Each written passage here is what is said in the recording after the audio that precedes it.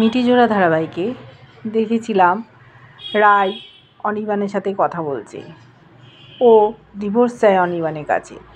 অনির্বাণ তখন বলছে, ও তোমার খুব তাড়া তাই না? তুমি এখনও সূর্যকে ভুলতে পারোনি। দেখো তোমারও কিছু দোষ আছে, এটাই তোমার দোষ। বললো, ও কোনো মানুষকে ভুলে যাব সেটা আমার দোষ? আমি কেন ভুলতে যাব সূর্যকে? সূর্যর সাথে আমার একটা সম্পর্ক তৈরি হয়েছিল, আমিই ওকে ছেড়ে দিয়েছি, বিয়ে করিনি, কিন্তু মানুষটাকে আমাকে ভুলে যেতে হবে কেন? আমি তো কিছু অন্যায় করিনি। বলছো, ও তাই তাই, তুমি কিচ্ছু অন্যায় করোনি। দেখো তুমি যেভাবে সাজিয়ে গুজিয়ে কথা বলতে পারো, আমি তো সেইভাবে কথা বলতে পারি না, তাই আমার প্রকাশভঙ্গিটা অন্যরকম। তোমার এত তাড়া দেখে মনে হচ্ছে সূর্যরও ডিভোর্সের সময় হয়ে গেছে, তুমিও ডিভোর্স চাইছো, তারপরে দুজনে এক হবে নাকি? রাই বলল, দেখো এত কিছু আমি ভেবে দেখিনি, কি করব না করব, পরে কি হবে কিছুই জানি না। আমার মনে হয়েছে তোমার আমার সম্পর্কটা এগিয়ে নিয়ে যাওয়া আর সম্ভব হচ্ছে না, সেই জন্য আমি তোমার কাছ থেকে মুক্তি চাইছি। দেখো আমি তোমাকে ডিভোর্স পেপার পাঠিয়ে দেবো, তুমি যেন আগেরবারের মতো আলমারিতে তুলে রেখো না, সই করে পাঠিয়ে দেবে। আর আজ রাতটা এখানে কি আমি থাকতে পারি?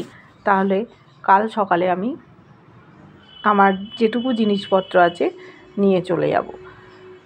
ওদিকে সার্থক আর স্রোত একটা ঘরে রয়েছে, স্রোতের পরীক্ষা, পড়াশুনো করছে। সার্থক সেও নিজের বই নিয়ে বসে আছে, পড়তে পড়তে জল তেষ্টা পেয়েছে। স্রোতের গ্লাসে জল নেই, সার্থক দেখতে পেয়েছে, দেখে আরেক গ্লাস জল ছিল, এগিয়ে নিয়ে গিয়ে ওকে দিয়েছে। অবাক হয়ে গেছে ও, জলটা খেয়ে থ্যাংক ইউ বলেছে। তখন ওর ঘাড়ে ব্যথা করছে। বলল সার্থক যে, তুমি একটু বিশ্রাম নাও, সামনে পরীক্ষা, এত স্ট্রেস দিও না। বলল যে, আমার মাথাটাও ধরেছে। তখন সার্থক পেছনে চলে গেল, ওর মাথাটা টিপে দিতে যাচ্ছে, বলছে কি করছেন স্যার, করবেন না। তখন বললো যে, তুমি সোজা হয়ে বসো, চুপচাপ বসো। আমিও যখন পড়তে পড়তে আমার মাথা ধরে যেত, পিঠ ব্যথা করতো, আমার একটা বন্ধু ছিল, সে এরকম ম্যাসাজ করে দিত। আমি হয়তো এত ভালো করতে পারি না, কিন্তু আমি চেষ্টা করছি। তখন বললো, কে? ওই গার্লফ্রেন্ডের নাম বলল, বিপাশা সম্ভবত। বললো, তোমাদের মেয়েদের মন সবসময় ওরকমই থাকে।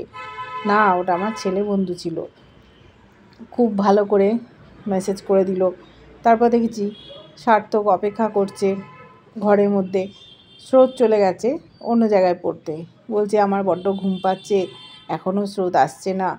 স্রোত যদি আমাকে আটকাতো তাহলে আমি হয়তো থেকে যেতাম। যখন স্রোত ওখানে পড়ছিল সেই সময় ফোন এসছে, ওর টিকিট কনফার্ম হয়ে গেছে, 15 তারিখে চলে যাবে। স্রোত কিছু বলছে না। স্রোতকে জানতে চেয়েছিল যে, স্রোত আমি চলে যাচ্ছি, তোমার পরীক্ষার সময় আমি থাকতে পারবো না, আমার একটা চিন্তা হচ্ছে, যদি তোমার কোনো অসুবিধে হয় কে দেখাবে? বললো, কেন, বাপি আছে, বাপি দেখাবে। বললো, ও বাপি দেখাবে? এই যে তোমাকে দেখাশুনো করা এগুলো কে করবে? ও বলল, ও সব ঠিক হয়ে যাবে, আপনি চলে যান। আটকানোর চেষ্টাও করলো না। দেখেছি স্রোত ঘরে চলে এসছে, এসে শুতে যাচ্ছে।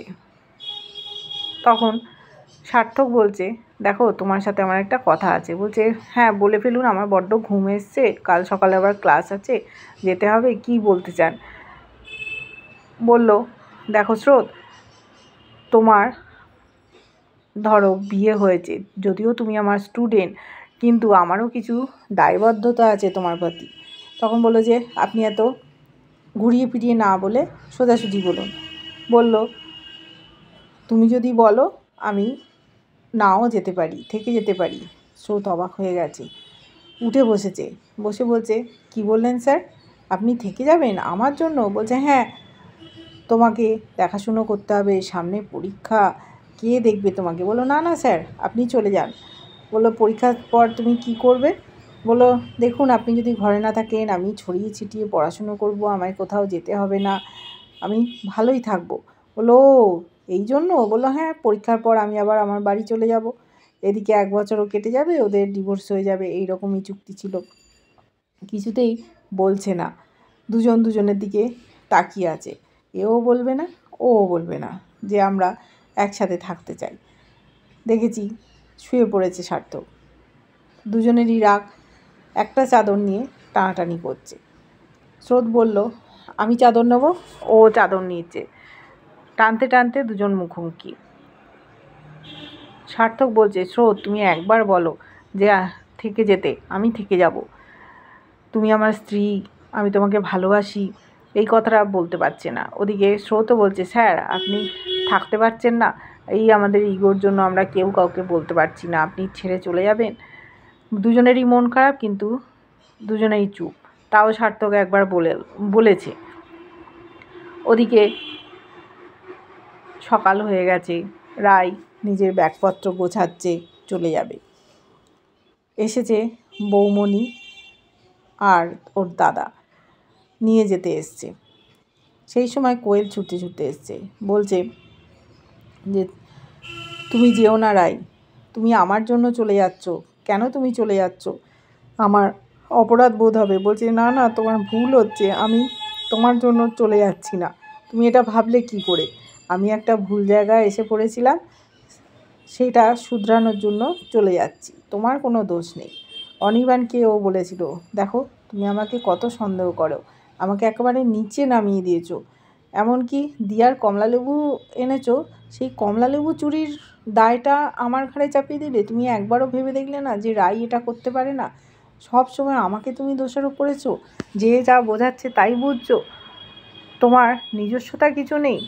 অনির্বাণ বিশ্বাসই করে না যে ও লেবুগুলো লুকিয়ে রাখেনি, এটা যে অন্য কারু কাণ্ড হতে পারে সেটাও ও বিশ্বাস করলো না।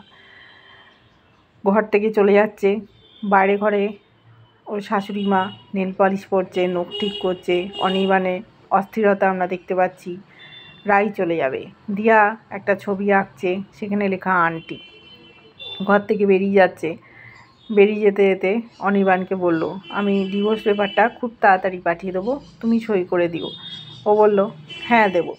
ওর শাশুড়িমার সাথে কথাই বলল না। নমিতাদি কাঁদতে কাঁদতে ওর কাছে এসেছিল।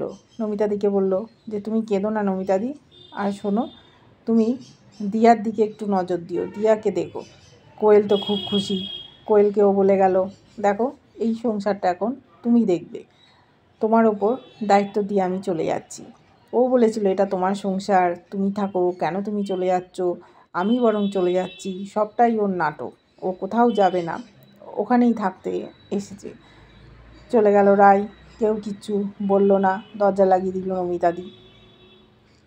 গেছে বাড়িতে, দাদার সাথে কথা বলছে। ওর দাদা বলছে, হ্যাঁ রে রাই, ডিভোর্সের মতো একটা ব্যাপার ঘটাচ্ছিস, আরেকবার কি ভেবে দেখবি, কোয়েল মেয়েটাকে যদি অন্য কোথাও সরিয়ে দেওয়া হয়, যে অন্য কোথাও গেল, তুই আর অনির্বাণ একটু বাইরে গেলি, নিজেদের মতো সময় কাটালি, একাতে থাকলি। বলছে, দাদা দেখ, আমার সাথে অনির্বাণের সম্পর্কটা অনেক দিনই ভেঙে গেছে। যখন প্রথমবার আমি বাড়ি চলে এসেছিলাম, তখনই আমাদের সম্পর্কটা ভেঙে গেছিলো। আর আরেকবার যখন গেলাম, সেই সময়টা আমাদের এক্সট্রা টাইম ছিল, তাও মানিয়ে নিতে পারলো না। বলল, কোয়েলকে তুই বাড়িতে ঢোকালি, সেই জন্যেই এইটা হলো। তখন রাই বলল, এটা হয়তো হবারই ছিল, সেই জন্য হয়েছে, আমি আর একসাথে থাকতে চাই না। তখন বলল, তোর বৌমনিও বলছে তোদের ডিভোর্সটা হয়ে গেলেই ভালো। উকিলের কাছে নিয়ে গেছে ওর দাদা, সমস্ত সই সাবুত হয়ে গেছে। উকিল বলছে যে আমি সব ডকুমেন্টগুলো পাঠিয়ে দেবো, ডিভোর্সের পেপারে সইটা করে দেবে অনির্বাণ, ওদের মিউচুয়াল ডিভোর্স হয়ে যাবে। কিন্তু রাই বলল যে না, কাগজটা আমি নেব, আমি গিয়ে সই করিয়ে নিয়ে আসবো ওর বাড়ি থেকে বা অফিস থেকে। ও অনির্বাণকে ফোন করেছিল, অনির্বাণ বলেছিল, আমার এখন সময় হবে না, কদিন একটু ব্যস্ত থাকবো, তোমাকে জানাবো আমি কবে সই করতে পারবো। ও জানে যে সই করবে না, আগেরবারও সই না করে আলমারিতে রেখে দিয়েছিল, সেই জন্য ভরসা করছে না, ও তাড়াতাড়ি এই জীবনটা থেকে বেরিয়ে যেতে চায়।